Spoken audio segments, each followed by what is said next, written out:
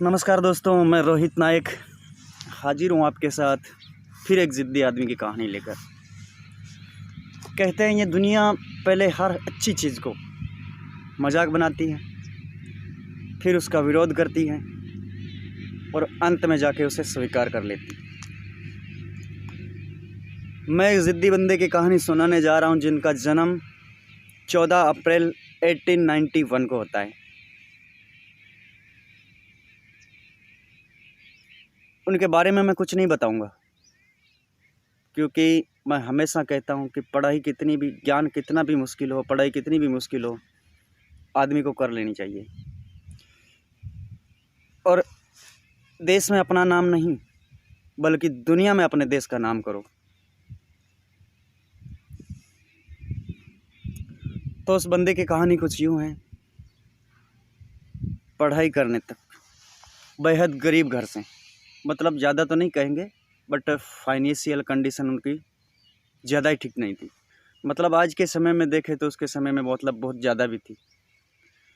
उस जगह से निकला हुआ बंदा कैसे अपनी ज़िंदगी के करियर की शुरुआत करते हैं। स्कूल का लाइफ की बात करें उनके, तो स्कूल लाइफ में होता यूँ था कि उन्हें क्लास में बैठने नहीं दिया जाता था। क्लास के बाहर बैठकर पढ़ाई करना, बैठने की जगह पे उन्हें बिछाने के लिए कुछ नहीं दिया जाता था। अगर मैं बात आपकी करूं तो आप लोगों को शायद अगर सम्मान ना दिया जाए उस जगह पे आप जाना पसंद नहीं करोगे। तो वहाँ पे तो उनके पढ़ाई की बात थी। बोरी घर से लेके आते थे बिछाने के लिए। आंसर पता होते हुए भी सवाल नहीं पूछा जाता था। जैसे टीचर यूँ बोलते किसी बच्चों को कि सवाल का जवाब आपको आता है, वो हाथ खड़ा करते थे कि सर मुझे इसका आंसर आता है, बट उनसे पूछा नहीं जाता था।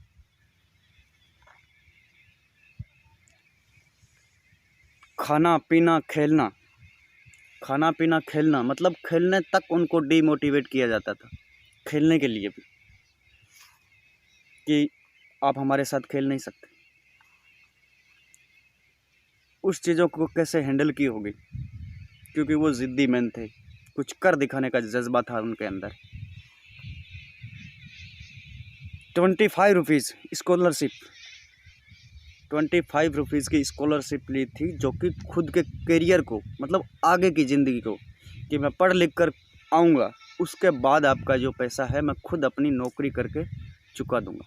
25 रुपये स्कॉलरशिप ली थी अमेरिका जाने के लिए।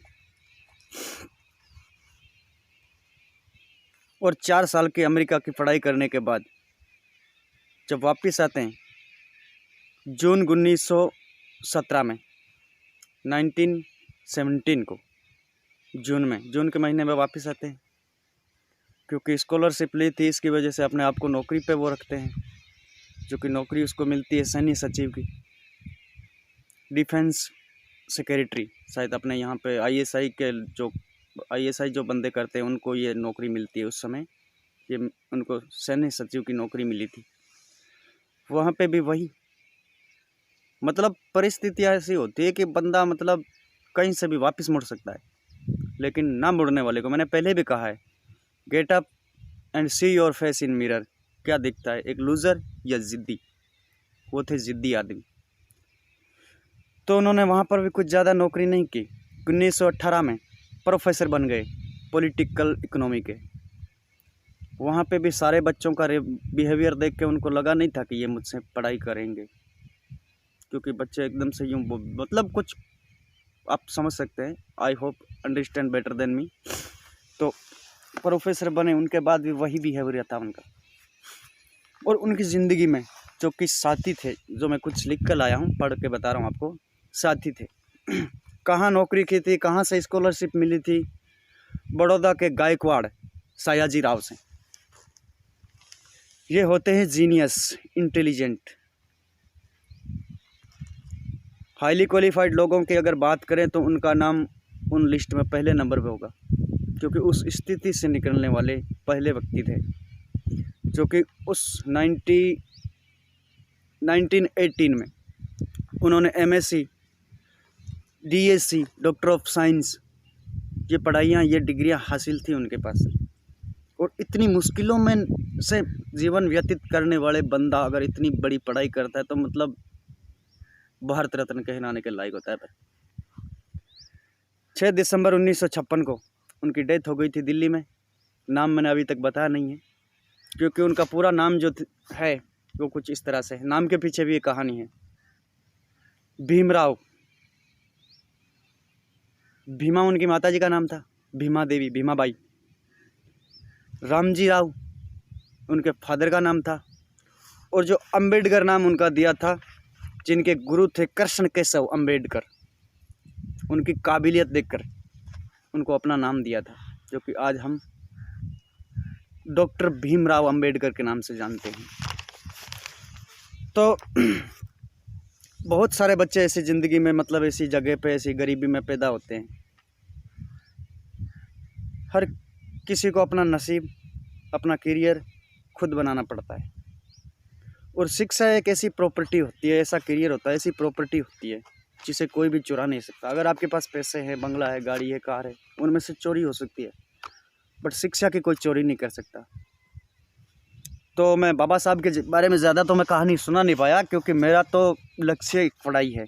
अगर बाबा साहब ने इतनी पढ़ाई नहीं की होती, उस मुश्किलों का सामना नहीं किया होता, वहाँ पे लूज़र बन गए होते, तो शायद आज भारत रत्न और अपने देश के संविधान के जो किताब बाबा साहब के हाथ में होती है वो शायद नहीं होती। तो ऑलवेज थिंकिंग पॉजिटिव, कभी भी अपने आप को लूज़र महसूस मत करो, और बाबा साहब की कहानी के बारे में जाओ कि उन्होंने किस परिस्थिति में कौन कौन सी डिग्रियाँ हासिल की थी।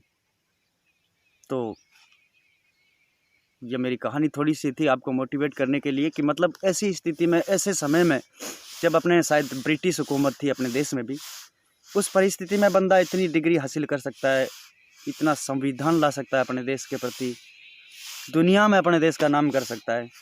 तो अपन अपनी पढ़ाई के पीछे या फिर इस स्थिति में हैं तो सिर्फ और सिर्फ अपना मन और अपना माइंड, क्योंकि अपनी माइंड से अच्छी सोच रखेंगे तो अच्छे बन पाएंगे।